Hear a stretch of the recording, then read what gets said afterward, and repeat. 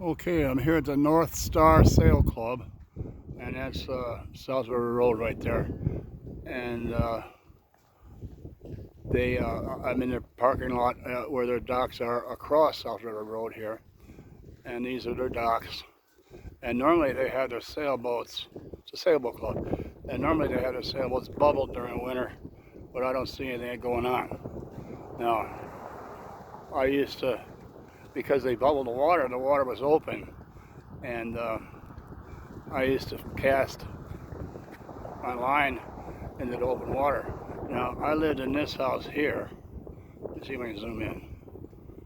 Well, anyway, this pink house there, this side of that swinging sign. But I would cast off of my dock when I rented that house into open water because they bubbled the boats. There's no ice. And because they had sailboats, they dredged out the bottom really deep. So it was a big hole, and it held a lot of perch like crazy. And there's my house right there where I rented, that big one. And you can see the docks I fished off of. And this is the farthest dock. So right here used to be open water because of the bubbling action.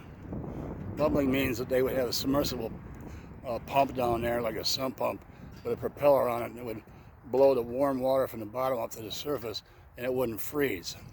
So it was a lot cheaper to leave their boat in the water that way. And I cast off of that dock there, my dock over here, and where's my hand? And this is all open water, and double header perch all the time, and I would even catch a steelhead from there now and then using minnows. Well, this dock's kind of wobbly. And this is Venetian Canal, and the street I lived on, where this big house is I lived in, that's called Venetian Drive. Anyway, you can see it's a long-ass canal. It might be even be a half mile long. And it goes into Metro Beach, Metro Park, and then out eventually into Lake St. Clair. And I used to set up an ice shanty not too far, about 2 houses down from my house, and leave it there all winter. Nobody ever bothered it. You catch a lot of fish that way too. But unfortunately, you can see they didn't bubble any boats there. All their docks are empty, so they're not bubbling, so there's still ice here. Not too bad, because I'm just gonna ask permission if I can fish off of their dock here. They probably say, yeah, go ahead, but I can't because of the ice. At any rate, it was very productive. So a little disappointed that they're not bubbling. But maybe their membership cut down, and they don't have as many boats as they used to.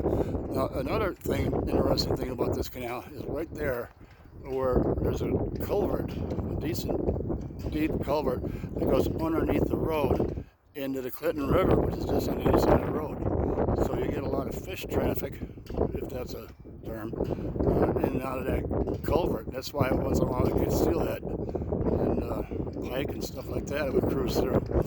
And so it was a very productive canal all the way down, especially this spot right here where it's been dredged deeper.